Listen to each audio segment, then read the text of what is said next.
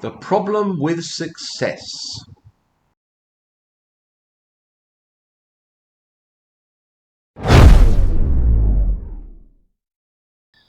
You know what's weird?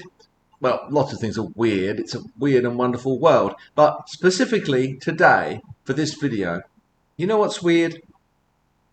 I don't unambiguously like being good at something, being successful.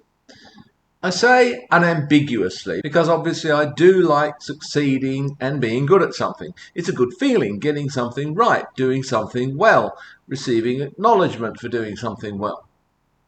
But this is not unambiguous because simultaneously with that is the feeling that I may not be able to replicate that success. With the success come expectations. Expectations that I will do well next time too, or even better. Not that I have a great deal of success to actually be worried about. But it's like when a recording artist has a great debut album, or the first time novelist who has a bestseller, or an actor who wins an Oscar for their first major role. How do you follow that up?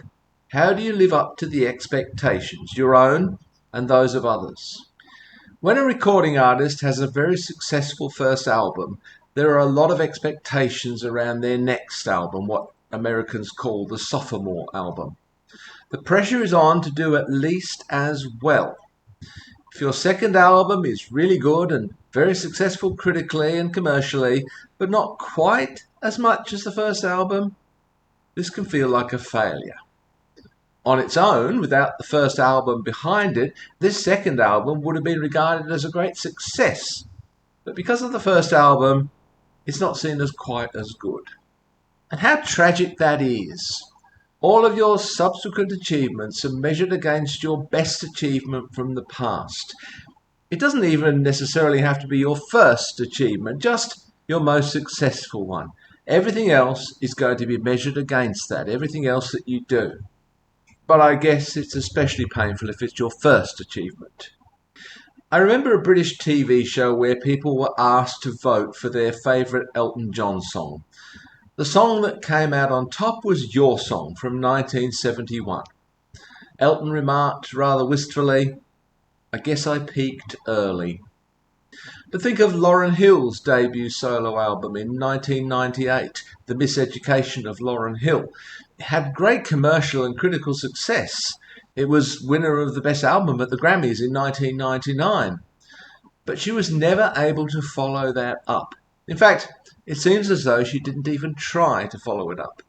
She's never recorded a studio album since, as far as I'm aware, though there was a subsequent MTV Unplugged live album. But maybe this was a conscious decision by Lauryn.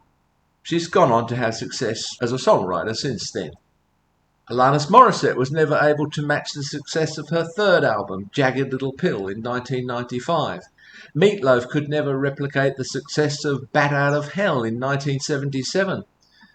Terence Trent D'Arby, remember him?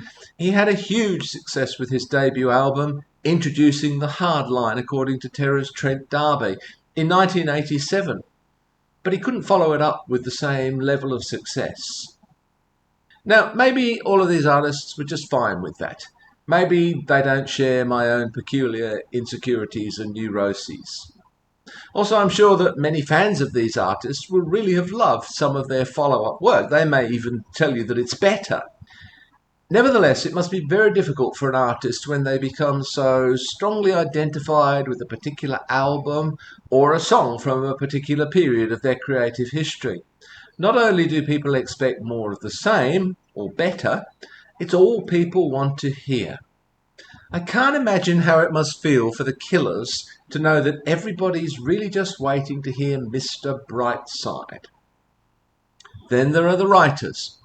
Margaret Mitchell equals Gone with the Wind, right? She never wrote anything else as far as I'm aware.